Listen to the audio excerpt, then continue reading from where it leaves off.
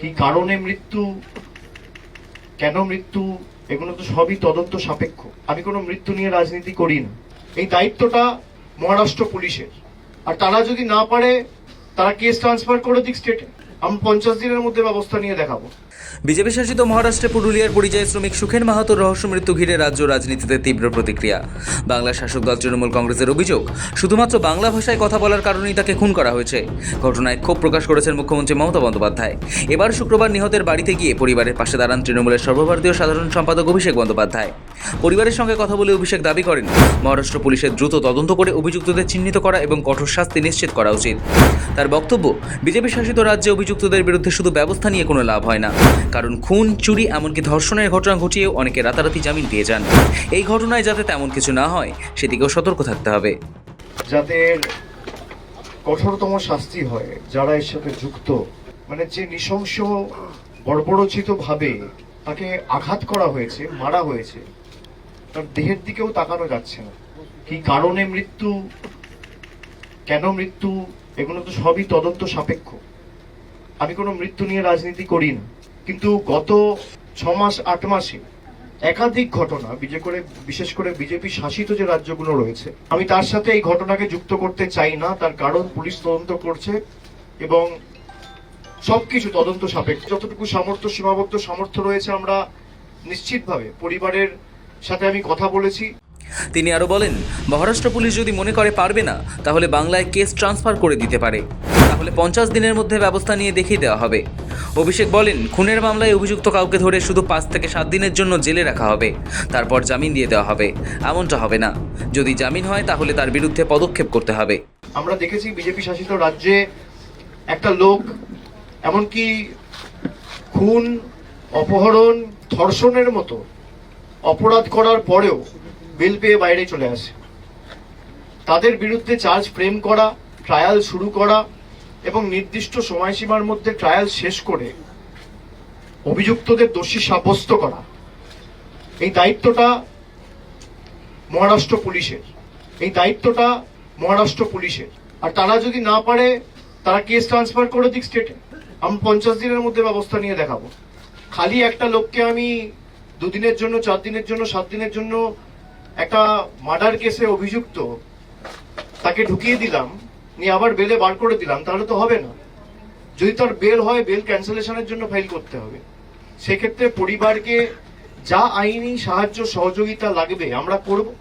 অভিষেকের হুঁশিয়ারি, 10 দিনের মধ্যে যদি অপরাধীরা ধরা না পড়ে, তাহলে তৃণমূলের বিধায়কদের একটি প্রতিনিধি দল নিহতের পরিবারের সদস্যদের নিয়ে মহারাষ্ট্রে যাবে।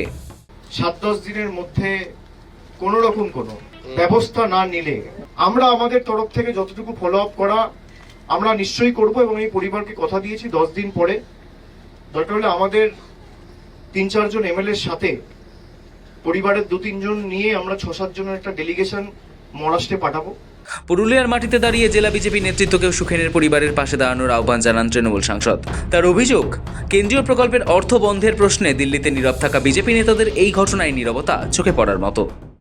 তবে আমি অনুরোধ করব, পুরুলিয়া জেলায় বিজেপির সাংসদ রয়েছে, আমরা যেভাবে তৎপরতার সাথে রাজ্য পুলিশ প্রশাসন, এটা মহারাষ্ট্রের সাথে, মহারাষ্ট্র পুলিশের সাথে, মহারাষ্ট্রের রাজ্য সরকারের সাথে টেক আপ করেছে, মহারাষ্ট্রের সরকার বিজেপির, আমি আশা করব পুরুলিয়ার বিজেপির সাংসদ জ্যোতির্ময় মাহাতো একই তৎপরতার সাথে উদ্যোগ নিয়ে যারা এই অপরাধের সাথে যুক্ত, তাদের বিরুদ্ধে যাতে মহারাষ্ট্রের পুলিশ প্রশাসন দ্রুত ব্যবস্থা নিয়ে ট্রায়াল কমপ্লিট করে তাদের দোষী সাব্যস্ত করে, সে নিয়েও দরকার হলে মহারাষ্ট্রের মুখ্যমন্ত্রী এবং দরকার হলে কেন্দ্রের স্বরাষ্ট্রমন্ত্রীর সাথেও কথা বলবে। তাদের যতটুকু পরিধি রয়েছে, তারা বাংলার মানুষের টাকা বন্ধ করার সময় তো দিল্লিতে গিয়ে দরবার করে, কিন্তু মানুষ যখন প্রাণে মারা যাচ্ছে, আর অন্য রাজ্যগুলোতে তো হচ্ছে না, এটা খালি বিজেপি শাসিত রাজ্যগুলোতে হচ্ছে। এদিকে সুখেন মাহাতোর মৃত্যুর প্রসঙ্গ উঠতেই পাল্টা বাংলায় কর্মসংস্থান নেই বলে তৃণমূল সরকারকে দফায় দফায় তোপ দাগে পদ্ম শিবির। বাংলা বলায় খুন হয়েছে, মমতা ব্যানার্জি ও তার পার্টি কি করে জানলো? কি বলেছে, কি করেছে জানা আছে? আজ 50 লক্ষ লোক বাংলার বাইরে আছে, তার মধ্যে কয়েক লক্ষ বাংলাদেশি লোক পশ্চিমবঙ্গ হয়ে চলে গেছে। এখানে আধার কার্ড, রেশন কার্ড ওনারা তাকে বাঙালি সাজাচ্ছেন, তারা আসলে বাংলাদেশি। বাংলাদেশি আর বাঙালিকে এক জায়গায় না যেন করেন। এবং এই বাংলাদেশিরা সারা ভারতবর্ষে দেশ বিরোধী গতিবিধি করছে। যেহেতু বাংলা ভাষা বলে, তার উপরে কিছু করলেই উনি বাঙালি হয়ে যাচ্ছে। যেন পুরো বিষয়ে খোঁজখবর নেওয়া উচিত। আর যেই হোক, কোনো মানুষকে খুন করার অধিকার কারো নাই, তার ব্যবস্থা নিশ্চয়ই ওখানকার সরকার নেবে। একই রকম ভাবে মিথ্যে রটনা চালানো হচ্ছে। বিভিন্ন সময়ে রাজ্যের বাইরে যেসব মানুষ পরিযায়ী হয়ে গিয়েছেন, এই রাজ্যের যে কাজের জায়গা সেটা সংকুচিত হয়েছে বলে, কাজের কোনো জায়গা নেই বলে, কর্মসংস্থান নেই বলে, সেই রকম একটা পরিস্থিতিতে যখন মানুষ ভিন রাজ্যে যাচ্ছেন, তখন অহেতুকী ভাবে হিন্দিভাষী বা অবাঙালিরা বাঙালিদের খুন করছেন, পরিযায়ী শ্রমিকদের খুন করছেন, এটা বারবার মিথ্যে প্রচার করে এই বাংলা সহ ভারতবর্ষের বিভিন্ন জায়গায় সমস্যা তৈরি করা হচ্ছে। পুরুলিয়া জেলা তথা জঙ্গলমহল থেকে প্রায় আনুমানিক প্রত্যেক জেলার থেকে 1 লাখের উপরে পরিযায়ী শ্রমিক বাইরে অস্থায়ীভাবে কাজ করতে যায়। দিদিমণি আজ 15 বছর থেকে সরকার চালাচ্ছেন।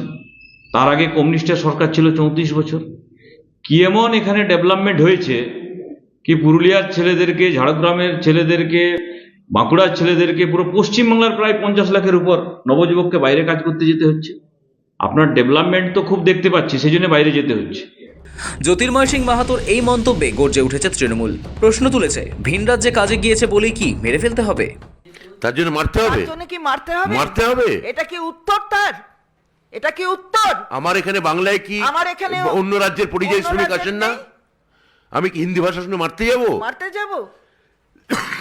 বা ওড়িয়া ভাষা শুনলে মারতে যাব? বলুক না, এটা দেশের আইন হোক যে ওর পরিযায়ী শ্রমিক অন্য জায়গায় গেলে মেরে দিতে হবে। এটা দেশের আইন হোক। বাংলায় লক্ষ লক্ষ পরিযায়ী শ্রমিক কি আছেন। বলেছেন নিজে জানেন না? তিনি নিজে জানেন না। তিনি নিজের পদের অমর্যাদা করছেন এই সব কথা বলি। এসবের মাঝেই বাংলায় মুখ্যমন্ত্রী মমতা বন্দ্যোপাধ্যায় ঘটনাটিকে ঘৃণাজনিত অপরাধ বলে দাবি করলেও পুনে গ্রামীণ পুলিশের দাবি, মদ্যপ অবস্থায় বচসার জেরেই খুন হন সুখেন মাহাতো। ভাষা বা পরিচয়ের কারণে হত্যার কোনো প্রমাণ এখনও মেলেনি বলেই জানায় পুলিশ। ঠিক তারপরেই শুক্রবার পুরুলিয়ায় দাঁড়িয়ে অভিষেক দাবি করেন, মহারাষ্ট্র পুলিশ যদি মনে করে পারবে না, তাহলে বাংলায় কেস ট্রান্সফার করে দিতে পারে। আর তারা যদি না পারে, তারা কেস ট্রান্সফার করে দিক স্টেটে। আমি 50 দিনের মধ্যে ব্যবস্থা নিয়ে দেখাবো। উড়িষ্যায় ক্ষমতায় কে? মহারাষ্ট্রে ক্ষমতায় কে? যেই ঘটনাগুলো ঘটেছে হরিয়ানায় ক্ষমতায় কে? মধ্যপ্রদেশে ক্ষমতায় কে? রাজস্থানে ক্ষমতায় কে? ছত্তিশগড়ে ক্ষমতায় কে? একটা ক্লিয়ার প্যাটার্ন লক্ষ্য করা যাচ্ছে। নিহত সুখেন মাহাতোর আরও 2 ভাইও পুনেতে কাজ করেন। এই ঘটনার পর আর ভিন রাজ্যে কর্মস্থলে ফিরে যেতে চান না তারা। মুখ্যমন্ত্রীর কাছে ওই 2 ভাইয়ের চাকরির আর্জি জানাবেন বলেও আশ্বাস অভিষেকের। আর যে 2 ভাই কাজ করত, তাদের সাথে আমার কথা হয়েছে। তারা আমাকে বলেছে যে আমরা আর ওখানে ফিরে যেতে চাই না।